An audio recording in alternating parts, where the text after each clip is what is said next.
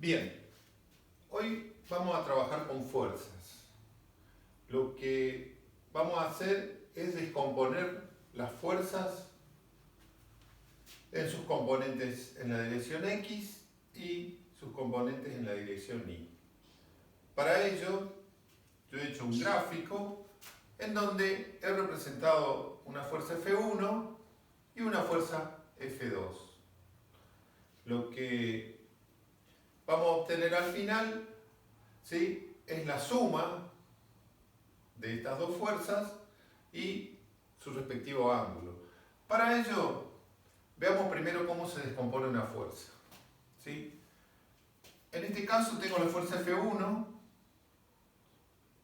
que está a un ángulo alfa con respecto al eje X. Bueno, esa fuerza F1, para hallar la componente en X de esa fuerza, ¿sí?, yo la proyecto, ¿sí?, trazo una línea auxiliar en forma vertical hasta llegar acá al eje X, ¿sí? Y ese valor, esta longitud, ¿sí?, pasado a Newton, representa la componente de la fuerza F1 en la dirección X. Para hallar la componente de la fuerza F1 en la dirección Y, tengo que trazar una línea auxiliar en forma horizontal, ¿sí?, hasta llegar al eje Y. Y este segmento acá, ¿sí?, representa la fuerza F1, ¿sí?, en la dirección Y. Lo mismo tengo que hacer con la fuerza F2.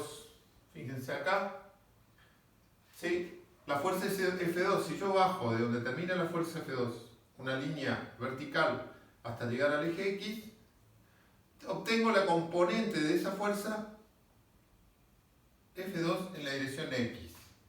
Y si voy en forma horizontal hasta llegar al eje Y, obtengo la componente de la fuerza F2 en la dirección Y, que sería esta, ¿no es cierto?, a partir del origen hasta acá.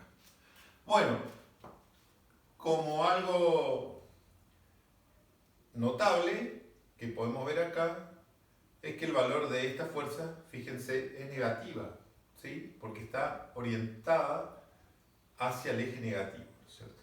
Y las otras fuerzas, ya sea F1X, F1Y y F2Y, están en direcciones positivas, ¿no es cierto?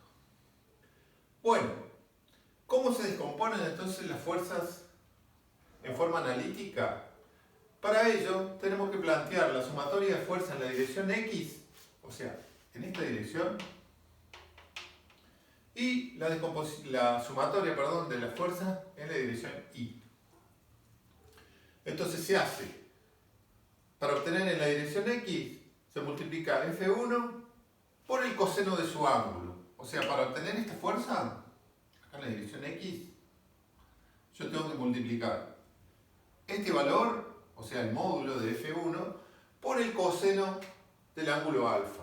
Y para obtener la componente de F2 en la dirección X, o sea, para obtener esta fuerza, tengo que multiplicar el módulo de F2 por el coseno de beta, ¿sí?, de los cuales yo puse como datos que el valor de F1 es 80 newton, el valor de alfa es 25 grados, F2 vale 60 newton y beta vale, ¿sí?, beta se mide siempre desde acá, desde el eje X positivo hasta llegar a la fuerza, ¿sí?, y se le hace una flechita cuando llega acá a la fuerza.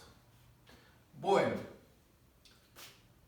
si yo reemplazo los valores que tengo de datos y hago F1 por coseno de alfa, F2 por coseno de beta, obtengo que la fuerza en X me dan 51,98 newton. Y si sumo la fuerza en Y, o sea, reemplazando los valores que tengo acá de datos, me dan que vale 90,19 newton la fuerza en Y. Si yo quiero obtener la resultante de esas dos fuerzas, ¿cómo hago? Fíjense, tengo la fuerza en X y tengo la fuerza en Y, que lo obtuve aquí. Para obtener la resultante, que yo le llamo F3, tengo que hacer la raíz cuadrada de esta fuerza al cuadrado más esta fuerza al cuadrado, ¿sí? Acá están los valores. ¿sí? Elevo la sumatoria de fuerza en X al cuadrado más la sumatoria de fuerza en Y al cuadrado. Luego saco la raíz cuadrada y obtengo que la resultante, o sea F3, vale 104,09 newtons. Luego, otra cosa que necesito siempre es saber qué ángulo está formando F3, o la resultante. Entonces para ello, yo sé que la tangente de gamma, de la resultante, se obtiene haciendo la sumatoria de fuerza en Y dividido la sumatoria de fuerza en X. Yo hago esa división, me da 1,73.